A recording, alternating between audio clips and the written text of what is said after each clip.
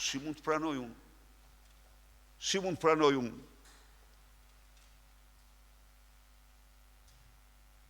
Altin Troplinin, që ma në gjep mandat arrestin e Visit Pojs, se me Pojs përret fare, ma në mandat arrestin, dhe vetëm pas të marojnë zgjedhjet e gjitha, e bën publik që ajtik. Si mund të pranojmë? Një prokuror të tillë që se heton do tjeri, ja urdhër kazusi. Kazusi i Kreshnik Farrukut. Një person i kërkur kam 4 ditë që po e pse e bëj? Është nga prokuroria burimi. Që ta dini këtu domosdoshmë këto po. Po. Se ja, të tillë merr prokurori mbyll skama, edhe vetë zot vetë Shkopaj. 5 milion euro ai që të regjistrohet i vllai për krimet e tij, po çfarë do ta gjykosh ti atë këtu? E kërkoi drejtësia italiane? Shko të gjykohet atje. S'mund gjykohet 2 herë njëri për tjetër vepër njeriu. Ka parim universal drejtësia. Gjykata e Durrësit me korrektesë e arreston, vendos masën e sigurisë dhe do ta ekstradoj. Nuk lën ky. Jo, dalë se më dhe unë këtu të marca ajer. Pra dhe edhe i mbaj fryma aty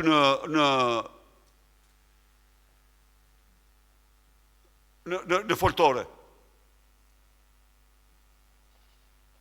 Dhe sot është nisë me një eskort si mas një burimi, ky qytetar digital. Ai pari është burim zyrtar, është burim zyrtar. Edhe, po atë s'ka kush e heton. Sot ka shkuar në Manz.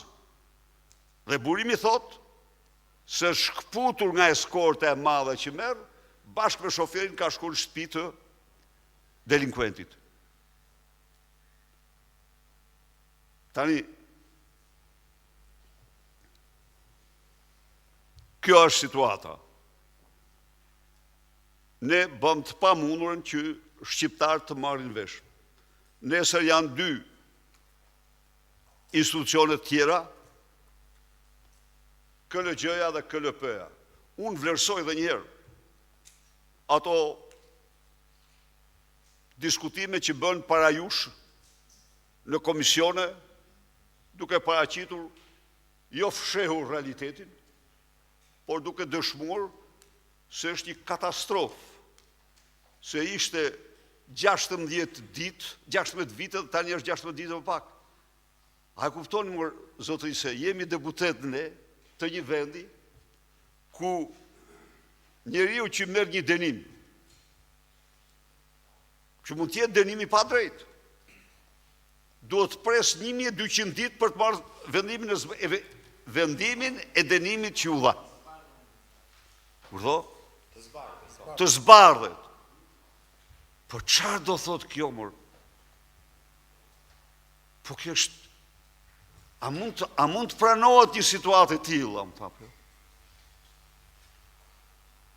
Po pse kjo? Sepse e thanë vetë ata, ka gjykatës me 1000 vendime. Shkonin në burgje, shifni njerëz aty, me qindra, s'kan marrë vendimin, rrinë aty. Prokurori i përgjithshëm, i cili duhet jetë kryesori në zbatimin e ligjshmërisë së vendit, është kukull. Ja kanë heqë të gjitha kompetencat, unë nuk e mbrojat si person, se e dini ju vetë ato qëllimet e mia ndaj tij. Pa ama, unë s'mund të them se ka kompetenca, ata e kanë heqë nga çdo gjë. Ky tjetri thot, e arrestuan, thot, ka keq ishte ajo që bë. Keq ishte, kush të pengoj ti të hapish çështje penale ndaj tyre që i bën ata Ilërmec? Kush e pengoj? Është ish president ai.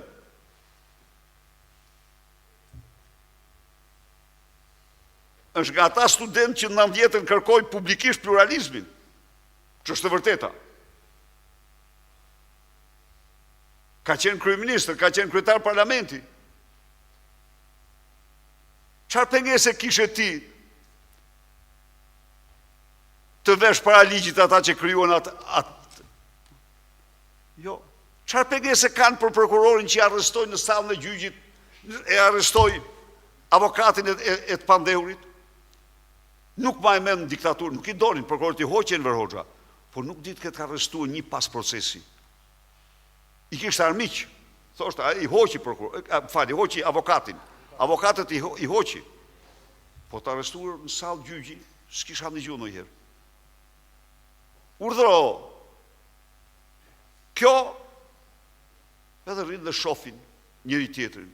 Pra na edhe këto diskutime, me seriositetin më të madh, duhet të themi shqiptarëve se këtë katastrofë e bëri Edi Rama me padrinun e tij, George Soros dhe networket e veta.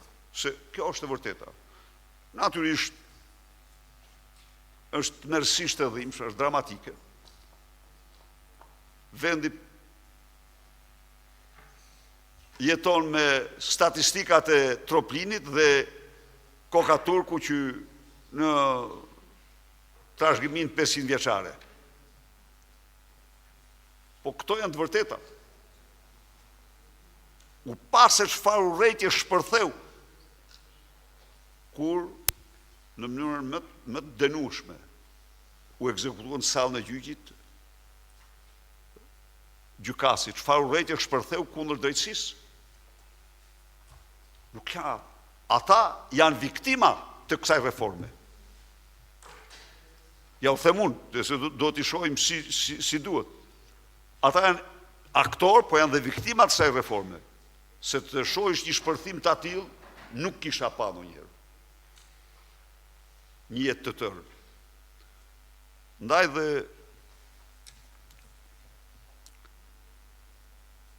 pa një mazhorancë krimi që ulte kokën aty, as nuk e mbrojtën dot, se s'kishtë ta mbrojnë se i kishin dosjet e veta, u përpoqen ta pengojnë dështuën edhe në atë përpjekje, ndaj dhe ne duhet të qëndrojmë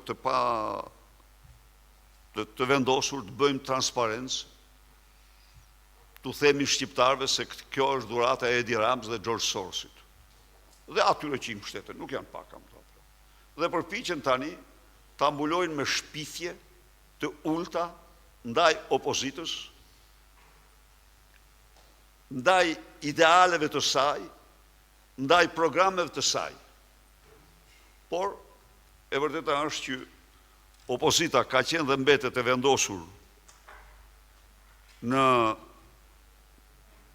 liri dhe drejtat e individit, shtetin i gjorë dhe integrimin e vendit në Bashkimin Evropian. Faleminderit. Faleminderit dhe mediave për prezencën. Vazhdojmë mbledhjen me dyert të mbyllura.